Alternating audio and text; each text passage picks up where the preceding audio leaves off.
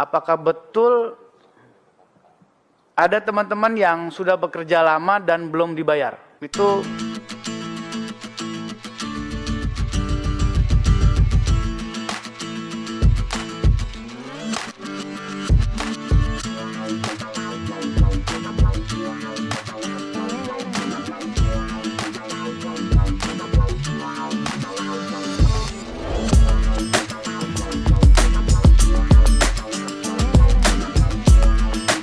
Assalamualaikum warahmatullahi wabarakatuh. Berjumpa kembali dengan Romlia Pratama.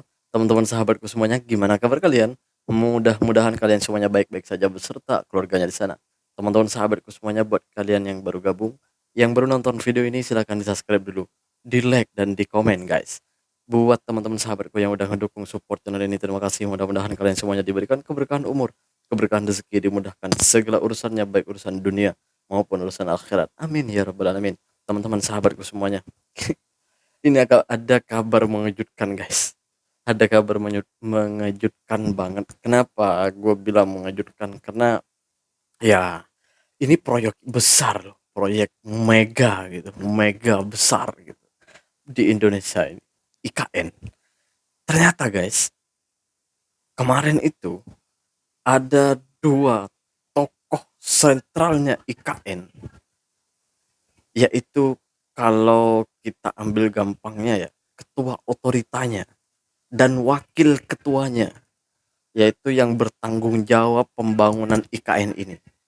Ketua IKN, ketua otorita IKN dan wakil ketua otorita IKN ini mengundurkan diri atau berhenti dari pekerjaannya atau dari jabatannya dikarenakan tidak digaji selama 11 bulan guys. Aduh, masa iya sih negara sampai sebegitu teganya? Ini ketuanya loh. Lantas dengan pekerjanya gimana? Sama ternyata guys. Seperti apa guys ceritanya? Ini dia guys. apakah betul ada teman-teman yang sudah bekerja lama dan belum dibayar? Itu kami minta konfirmasi, Pak.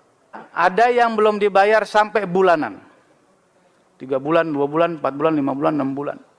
Kami harus jujur menyatakan bahwa kami masih menunggu Perpres tentang hak keuangan eselon 1 dan turunannya. Kalau boleh jujur juga, saya dan Pak Doni juga butuh waktu 11 bulan hingga kami mendapatkan salary. Sudah dibahas ini yang hak keuangan untuk pejabat eselon 1 ke bawah ini di Menko Polhukam. 11 bulan loh. Dan ini meluncur ke Presiden sekarang begitu. Ya demikianlah kondisinya begitu ya. Dan mereka juga tetap bekerja dengan semangat. Gitu ya. Tapi tentu saja kami juga melakukan langkah-langkah dan ini bisa dipercepat, Ibu sekalian. Ini yang tadi itu adalah sidang parlemen guys.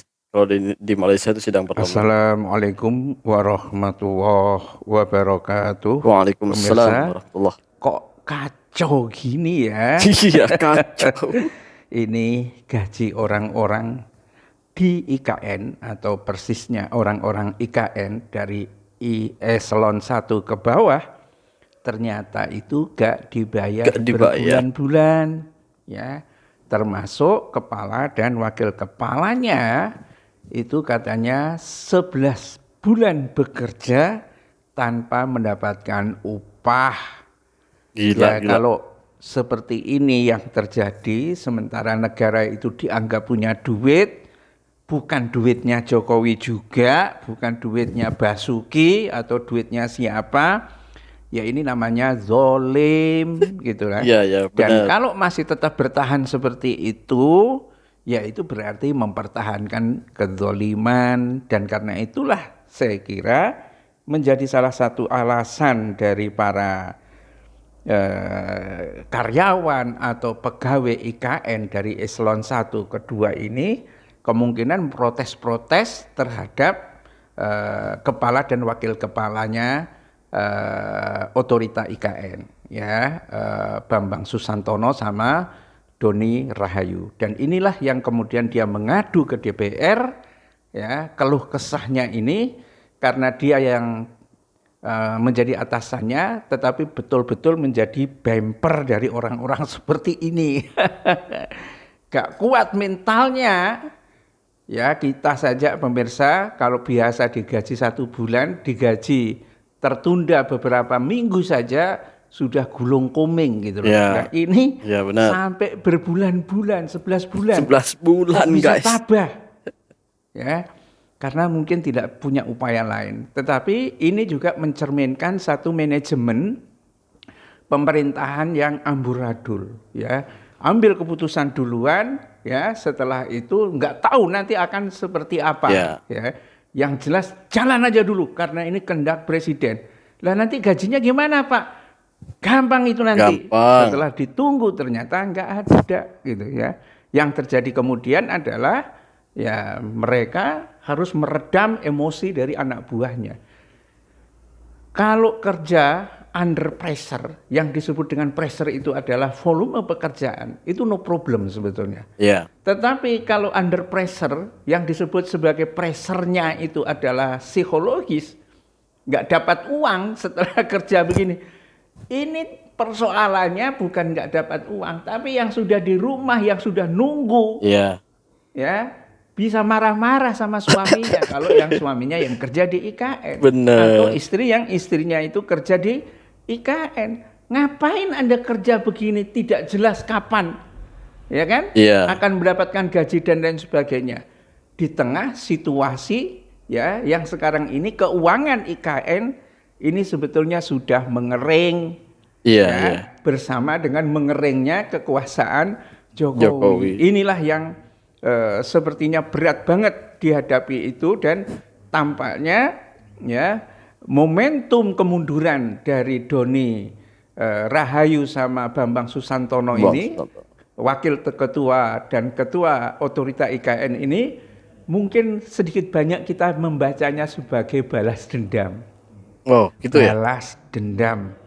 Jadi ketika situasi menegangkan terjadi di IKN dengan target selesai tanggal sekian untuk 17 Agustus, bandara harus sudah selesai untuk pelantikan presiden, harus sudah selesai, kemungkinan akan ada duta besar yang hadir ke sana dan seterusnya. Sementara belum kelihatan selesai itu, justru dia memilih mundur. Ya, mundur dengan terhormat, ya. Tetapi walaupun mundur dengan terhormat, ini membuat mungkin ya menteri-menteri yang ada di kabinet Jokowi gulung komeng juga. Waduh, kita dihadapkan pada persoalan baru yang tidak mudah. Iya. Bahkan persoalan air minum saja, Basuki Hadi Mulyono itu menteri infrastruktur lah, PUPR ini, ya, nggak mau tinggal di IKN kalau belum ada air bersihnya. Lah sekarang sudah ada belum? Ini menjadi persoalan. Semuanya in progress, tapi progresnya sampai berapa banyak, berapa persen, ini yang menjadi persoalan, ya.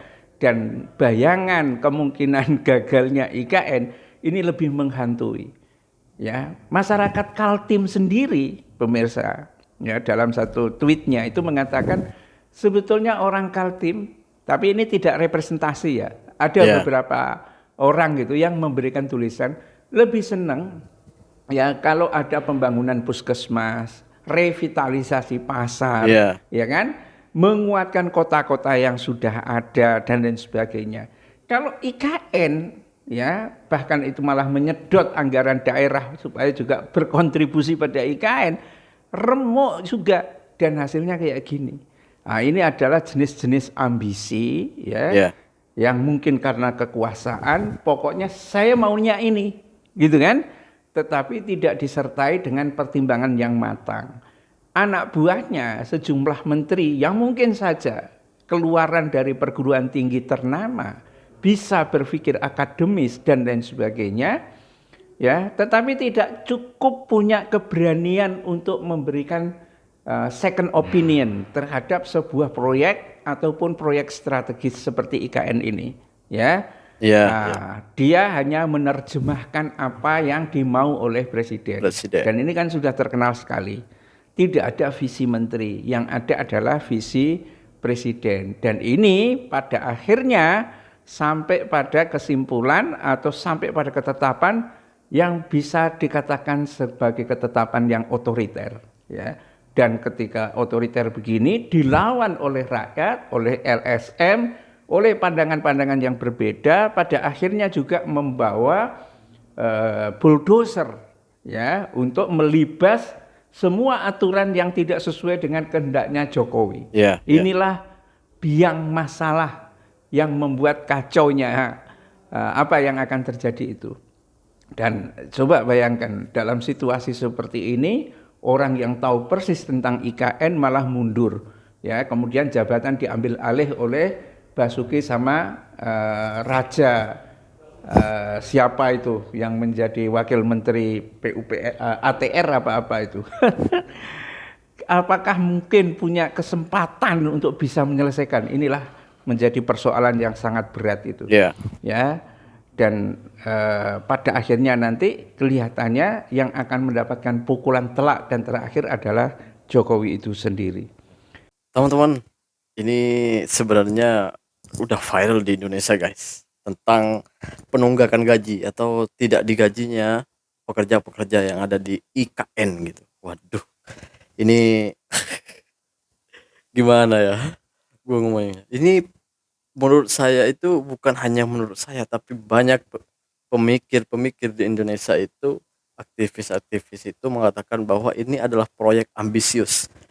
Jadi proyeknya Jokowi yang pengen segera selesai, dan bahkan Presiden Jokowi itu menargetkan memberikan target dengan pekerjanya dan menteri-menteri terkait itu harus selesai, harus siap digunakan pada bulan Agustus untuk upacara. Dan bulan Agustus ini karena Presiden Jokowi itu udah menjelang berhenti menjadi presiden, dan inginnya Presiden Jokowi itu ingin berupacara terakhir kalinya dan pertama kalinya IKN menjadi tempat upacara bendera atau menyambut kemerdekaan Republik Indonesia di tahun ini gitu. Ini proyek ambisius. Sampai-sampai lupa bahwa kita sebenarnya keuangan kita udah terkuras habis. Dulu Jokowi sebelum IKN ini dibangun, dia bilang tidak mau menggunakan APBN atau uang negara. Ternyata setelah IKN ini ditawarkan ke berbagai negara, termasuklah ditawarkan ke Malaysia, ternyata nggak laku. Malaysia nggak nerima, Cina nggak nerima, dan banyak sekali negara-negara yang nggak nerima, Arab nggak nerima. Akhirnya terpaksalah, karena Jokowi takut malu, karena Jokowi pada waktu itu udah menyatakan bahwa IKN pasti jadi, IKN pasti dilaksanakan. Akhirnya dengan terpaksanya APBN lah menjadi korbannya, atau uang negara lah menjadi korbannya. Uang negara itu dari mana ya? Dari pajak masyarakat, dari pajak rakyat gitu. Aduh, sekarang rakyatnya yang nggak digaji. Sampai-sampai ketua IKN ini berhenti dari jabatannya, keluar dari jabatannya. Dia udah nggak mau kerja lagi. Kan sebenarnya bukan hanya masalah gaji. Menurut beliau yang mengatakan di media, itu bukan hanya masalah gaji saja, tetapi juga ada beberapa tanah, ada beberapa lahan itu belum siap atau belum selesai negosiasinya atau surat menyuratnya gitu. Jadi tanah itu belum menjadi milik IKN. Jadi banyak tanah yang masih belum menjadi milik IKN, menjadi punya IKN gitu. Itulah penyebabnya beliau itu mundur, karena mungkin beliau sudah memikirkan matang-matang kenapa harus mundur, karena beliaulah yang paling tahu IKN itu seperti apa. Seperti itu guys. Karena tidak mungkin seseorang akan mundur dari pekerjaannya, akan berhenti dari pekerjaannya jika tidak ada masalah di dalam pekerjaannya tersebut. Kan gitu logikanya guys. Oke guys, terima kasih buat semuanya yang udah nonton. Mudah-mudahan gue sih berharap, karena ini udah terlanjur ya, udah terlanjur IKN ini dibangun, mudah-mudahan doa yang terbaik untuk IKN, mudah-mudahan IKN masih mempunyai jalan keluar untuk menyelesaikan IKN ini. Karena udah terlanjur guys, mau tidak mau ya harus dilanjutkan gitu.